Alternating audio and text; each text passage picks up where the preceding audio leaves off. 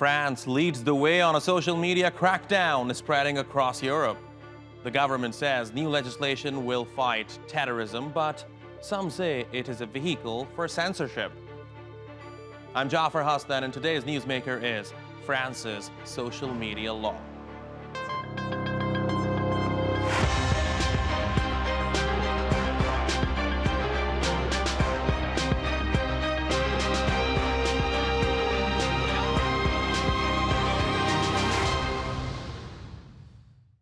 This week, French Interior Minister tweeted out some big news for anyone who uses the internet. He wrote that Parliament has adopted a bill to prevent the spread of terrorist content online.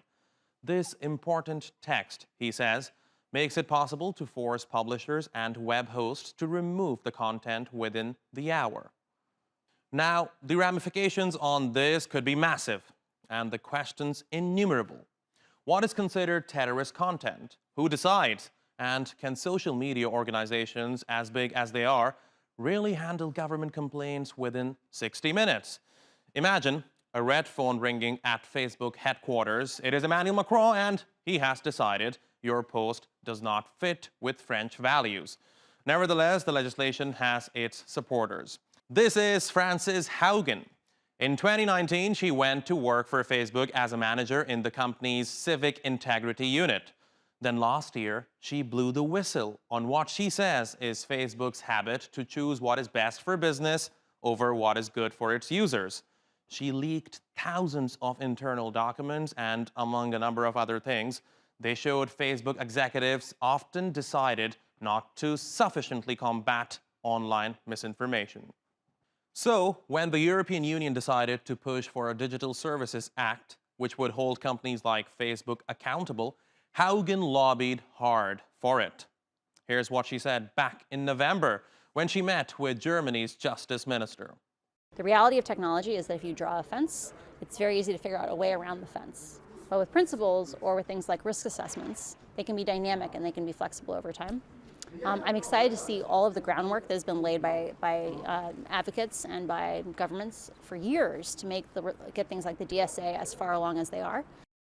Like France's recent legislation, the European Union signed off on the Digital Services Act. And just like the French bill, activists worry that it will be used as a tool for censorship. So let's debate the merits of those concerns, and let me introduce our panel. Joseph Downing is a London School of Economics fellow in Nationalism at the European Institute.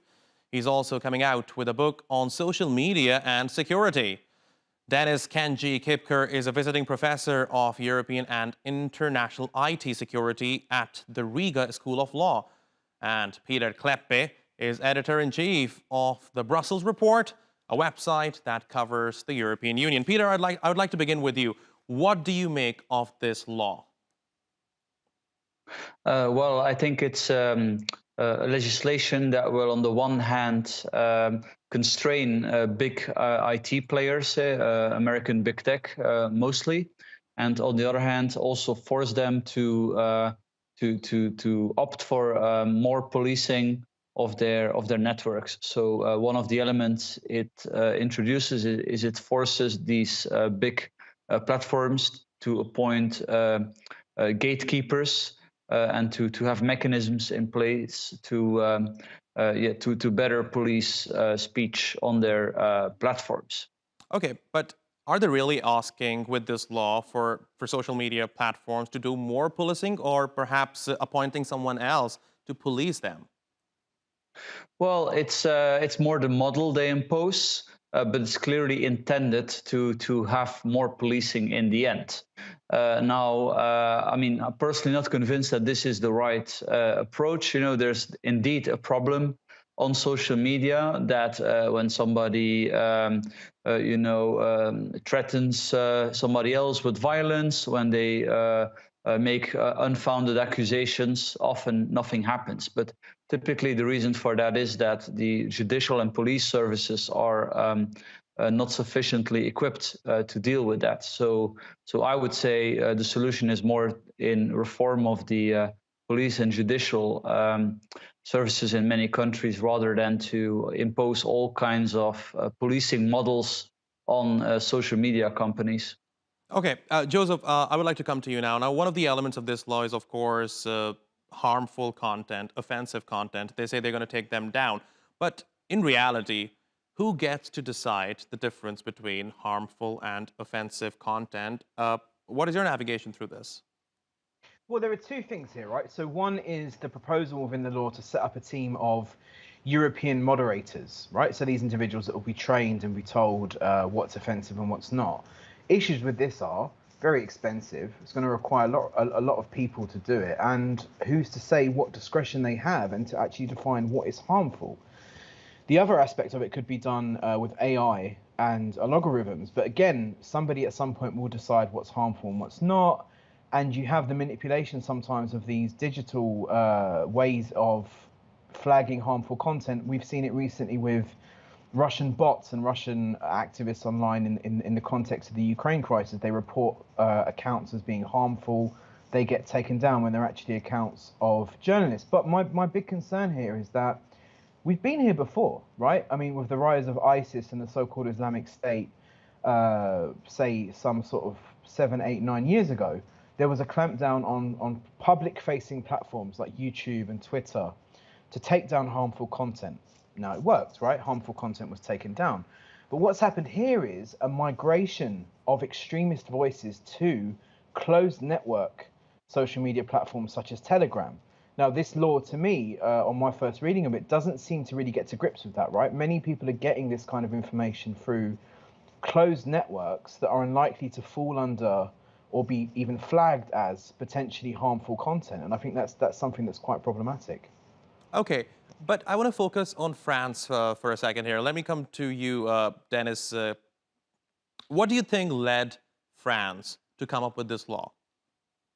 Yeah, I think that we have the situation that was also mentioned by the other speakers here, that social media is getting or is increased difficult to handle, and big tech platforms, big social media corporations coming from the US haven't taken enough efforts in the past to react, for example, in hate speech.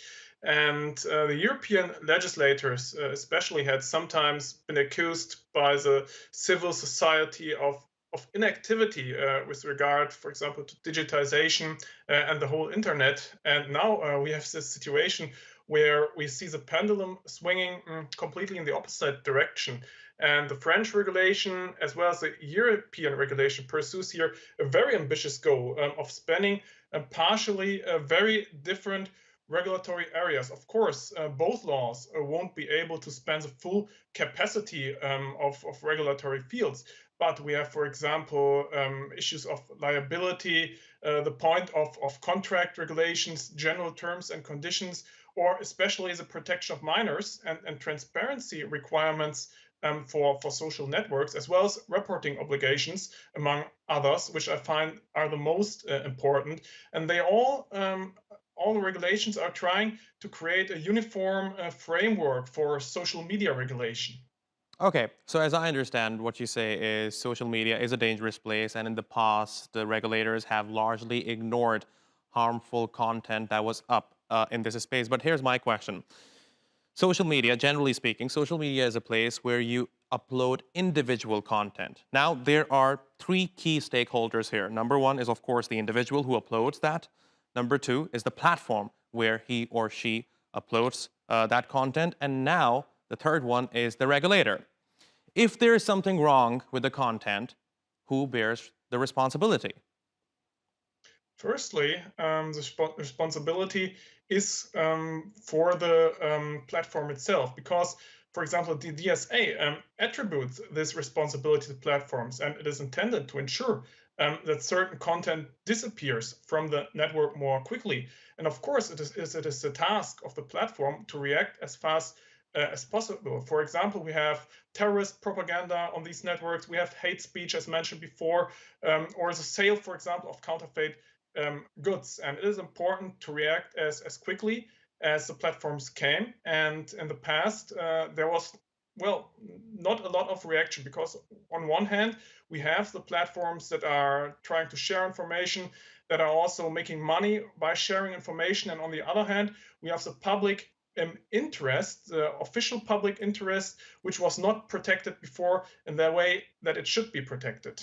Okay. Now there's one element which is part of this law, which I personally find very interesting and bizarre at the same time. Now, if there is a content which is promoting terrorist propaganda on these platforms, it should be taken down by these social media giants within 60 minutes. I mean, but Joseph, I would like your thoughts on this. Is it, I mean, realistic for social media giants to crack down on content which is promoting terrorist propaganda within 60 minutes? I mean, is it a realistic deadline threshold?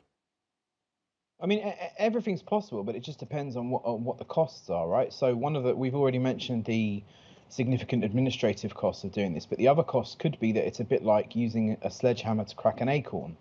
If social media giants are particularly concerned with the fines involved, it could end up with them taking down large amounts of material, using a kind of very broad filter, taking down large amounts of material that isn't actually offensive. The other outcome possibly could be that while on paper the fines look enormous, to tech companies, they may just write them off as a cost of doing business. So you might have a situation where tech companies are relatively laissez-faire with enforcement because they think it's cheaper just to pay the fine than it is to put the structures in place to adequately filter the content. Okay. Now, another important factor here is, of course, hate speech. And this is what I find rather mind-boggling. For example, there are different interpretations of what represents illegal hate speech in, let's say, a country like Germany in comparison to, let's say, a country like Norway. So how is a country like France going to sort of navigate through this? Well, again, this is where it becomes unclear who it is that gets to decide the boundaries of what exactly hate speech will mean in this particular context and how indeed it's operationalized within each kind of national context. I mean, France is interesting here because this has a background, and it has a background in terms of the separatism law, which Macron passed in the first term of his presidency, that sought to clamp down on what he called sort of religious separatism, and which many have interpreted as a broader clampdown on the Muslim community. And there was a vague consideration in there on tackling extremism online. Now, France has also a massive problem with far-right, nationalist, identitarian forms of extremism. And will the net, however it's operationalized, capture both of these? Or will it again be another example of French laws and French bureaucratic processes that clamp down on one particular community and not another? I mean, it very much remains to be seen, I think. Okay, I think you've made a very interesting point here. Dennis, let me put this to you. Is Emmanuel Macron, is the French government building up on the separatism bill that was passed in France not too long ago? Well, I think this is one part of the whole regulation because, as mentioned before, extremism is an issue, and it's not an issue in France. It's also an issue in all European member states. And this is also why the French legislator tries to tackle it. And we have also heard that extremism cannot be found in public networks, but also in private networks. It can be found in dark nets. It can be found in closed user groups. And this is just one approach that we have here with the French regulation and with the European Data Services Act. But I think we are far away from a whole regulation of the complete online metaverse that we are in. So there are still many dangers that are currently not addressed by the French regulation and also by the European regulation. So there's still a lot of work to do for authorities as well as for legislators when it comes to regulation and fight of hate speech. Okay. Now, gentlemen, let's move into the next phase of our discussion today. We analyzed what this law means. Now, let's talk about whether or not implementing this law was a good idea. Pieter, I would like to begin with you. Is there an alternative to this law right now, or do you think this is the best way forward? Well, as I mentioned, I think it's the wrong approach, and we have seen with similar legislation that it's actually not very functional. In Germany, there was the so-called Netzgesetz, basically legislation that was, or that still continues to apply, and that imposes pretty drastic obligations on platforms. And for example, Facebook, as a result, took down a whole lot of content just to err on the safe side, content that was not necessarily hateful, or that was clearly not meant to be covered by these regulations. I mean, these regulations are of course well intended, and the problem they are trying to address is real. I mean, there's a lot of indeed terrorist propaganda out there, of death threats, false information, people being accused wrongly, and clearly this needs to be tackled. But you know, our justice system caters for that. It also has provisions in place for when you have publishers. In every European member state, there's different rules on that, to what extent a publisher can be prosecuted. So I think we have to apply the rules. Dennis, now according to Pieter, the intention is good, the intention is clear, but the approach is wrong. Would you agree? Yeah, I would make a difference here, because we have the big platforms, and in the past there has not been so much regulation in the whole European Union. Of course, the so-called Netzwerkdurchsetzungsgesetz in Germany is a very strict regulation which came into force in 2017. And in my opinion, the European legislator has also taken out of this German regulation several interesting approaches. And in my opinion, we also, it is good that this European regulation makes a differentiation between networks of different sizes. So the Digital Services Act does not say, well, every network has to fulfill the same legal compliance duties when it comes to the fight of hate speech or terrorism propaganda, for example. But larger networks, which have more resources, have more comprehensive obligations. And of course, there are critics and there are things to make better, of course, and we have still member state regulation in certain member states addressing the same topics, but all in all, the member state regulation will have to adopt to the European level regulation. And we cannot have this situation right now because the Digital Services Act has not come yet. Okay, Joseph, I'll come to you, but Dennis, let me add one more question here. Now, this is an argument that is being made by opponents of this law. They say, we're not sure whether or not this regulation is actually being implemented for national security purposes, because some would argue that perhaps these regulations could be used as a political tool to reinforce a certain political narrative. So there are always, there's always this distinguishment between freedom of speech and public security interests. And in my opinion, the weighing of these interests is quite good in the laws, because we have concrete ideas, we have concrete goals which should be protected based on these new regulations. And of course, always you can ask yourself if there's any limit of the freedom of speech. But the freedom of speech is protected in the constitutions of the European member states. But these constitutions do not say that the freedom of speech is unlimited. It can be limited by other laws, it can be limited by the public interest, and it can also be limited by individual interest, for example, when it comes to hate speech or any illegal content affecting personality rights of individual persons. So I don't think at this moment that it is intended to limit the freedom of speech, because the platforms are mostly in charge of implementation of these rules. And the platforms, as I mentioned before, also have economic interests that users share their data, share their opinions. And I think they won't, the platforms won't try to limit the freedom of speech in a way which is not compatible with the constitutional rights. Okay, Joseph, I saw you shake your head there a few moments ago. Would you like to add something? No, I think Dennis makes a really good point, which is that no European country has absolute, complete, total freedom of speech, right? Each country has defined several things as off limits. I mean, the issue that I have with this law that I think relates a lot to results of pre-existing bans or clampdowns by social media network is the problem of network migration.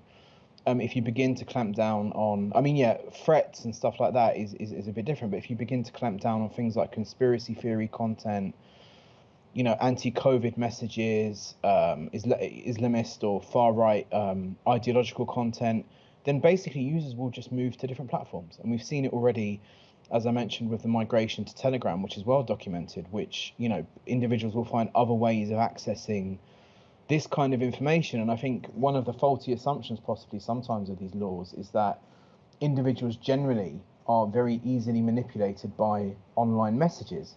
Actually, it's much more complex, right? So individuals also go online to find content which confirms their pre-existing biases. And if I want to then find, you know, anti-Semitic conspiracy theories or far-right propaganda or Islamist propaganda, I'm not going to go now to Twitter. I'll go to Telegram or I'll go to another platform where it's more easily circulating. And the problem with the world of social media is it's mushrooming so quickly, there's always another platform to move to, right? So Twitter was clamped down on, individuals went to Telegram. If we clamp down on Telegram, they'll go to Signal. And I think this is one of the key issues, right? It's a bit like a whack-a-mole kind of situation, where, you know, every regulatory approach is going to miss some of this content. Okay, interesting points there. We're in the dying minutes of the program. I do want to talk about how this new law is going to have an impact on the political dynamics of the country, France. Pieter, how do you think it may impact the political spectrum of France? Well, I think the sort of the opposition, the right-wing populist opposition, will see this as an attempt by the government to restrict their free speech. I mean, perhaps also on the left, you may see some unease about all this. But I think it's more a long-term issue. First of all, will it actually manage to tackle the problems that there are? I'm skeptical. And yeah, secondly, even if it would have an effect, perhaps it will overshoot. Perhaps you know, many people will feel that their freedom of speech is being violated by the government.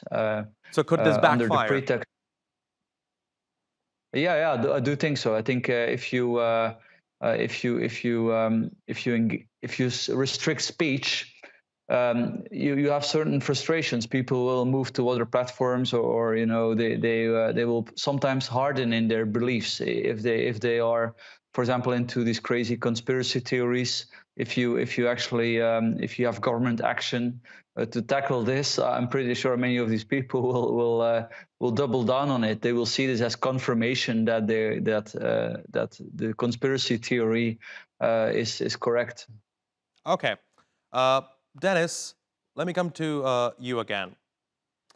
So certainly there are concerns among a certain section of the society about the implementation of this law. As Dennis highlighted, there is a segment within the society which says that this new law is against freedom of speech. So considering that, how do you think regulators will improve this law in the near future? Do you think there are chances for this law to be amended?